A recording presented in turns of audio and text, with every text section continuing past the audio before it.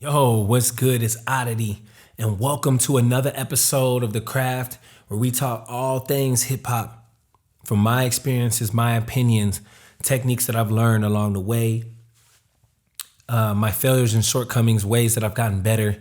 I just want to share my knowledge with you young and up and coming artists and artists in general, and I can hopefully learn some stuff from you guys. So, if this is your first time tuning in to the podcast, welcome. And let's get into the first episode. Some just do it for the cash, others do it for the passion. Is you working on your craft? Is you really about that action? Some just do it for the cash, others do it for the passion. Is you working on your craft? Is you really about that action? The Craft. Welcome. So as we're trying to build a career as a rapper, trying to build a brand and trying to, define who we are as an artist, we develop fans along the way. We develop a base. And for the most part, that's the driving force. Those initial, whatever, I don't really like to put a number on it, but that initial first 5 to 10% of fans that you get is that driving force. Those are the ride or dies. And they will kind of let you know which way you should take it with your approach, whether it's your music videos or the songs or the way that you do.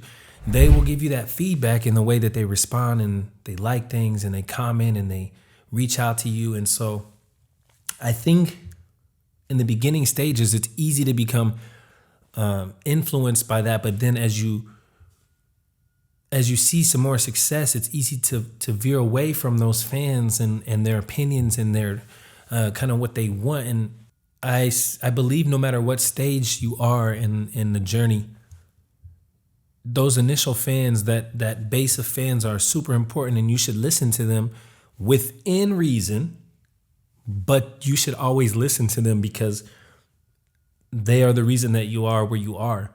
So if you, for example, you release a song and it does really well and the video does really well, you get good feedback,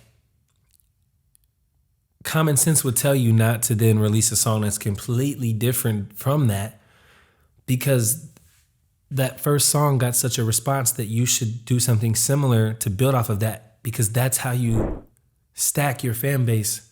That's how you build it up. I think we look at artists that are already successful and say, well, they're doing it. Well, they put in the years and the time to build that fan base to where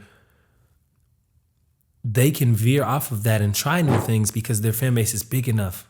When you're starting out, it's not to say that you have to be niche.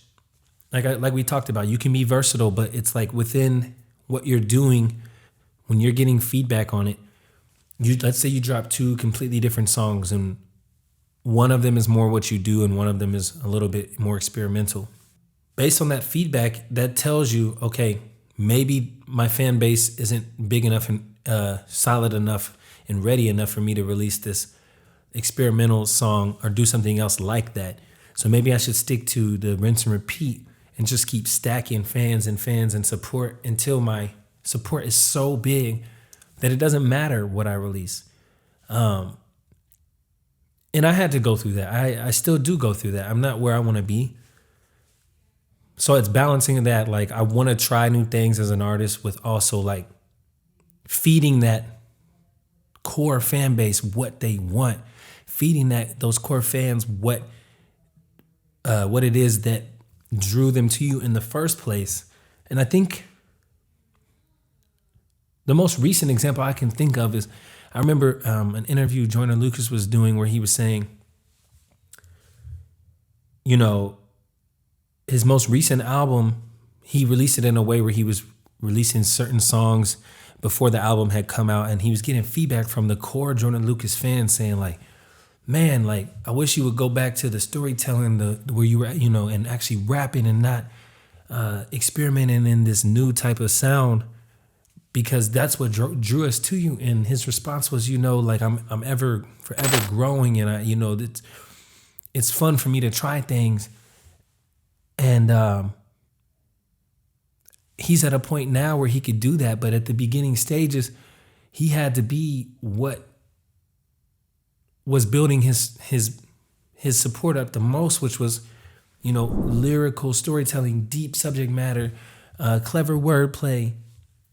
And I look at that within my own career, and it's kind of the same thing. It's like I can't go out here and make some of the type of music that I want to make right now because, let's say, even if someone did like that and that song blew up, they're going to go into my catalog and be like, none of his music sounds like that. These people that heard this song and let's say it blew up and it was on the radio or got viral on TikTok and had all these dances and things that are not my music, people are going to go to my catalog and be like, this doesn't even match. This isn't on brand. Like, who is this artist? And it almost get this like phony fraud sense. So it's like you have to build up the credentials and the time put in to be able to do something like that where you can cross over so drastically. So my advice is listen to your fans, see what they're liking, see what they're commenting on, and try to duplicate it, not in a niche way where it sounds exactly the same, but stay in that general, not even lane, but stay on that general highway, on that general side of town. Because for me, that's what's worked the best. You gotta, the fans that you're gonna pull, we're always pulling fans from other artists, not stealing, but like we have to kind of be in some type of lane or highway that's similar for people to associate, because I think the way that fans are is they can't grasp the fact that like you could drop a lyrical song and then a club song and then a country song and then like that's very rare to be able to do that and be successful at the beginning stages for sure. And so you got to kind of stay at least on one side of town, if that makes sense. You can't be driving on to the west side and then to the east side and then go out of town and then, you know what I'm saying? You got to stay there until you build up that support. And then you can expand and then you can hop on the interstate and go somewhere else and see what's happening. So I hope I didn't lose you guys with that, analogy. But if this is your first time tuning in, thank you guys. If you like what you've heard, hit like, hit subscribe, leave a comment, check out my music so you know that what I'm saying is not just, me speaking on stuff I don't know. And I hope to see you guys back next episode.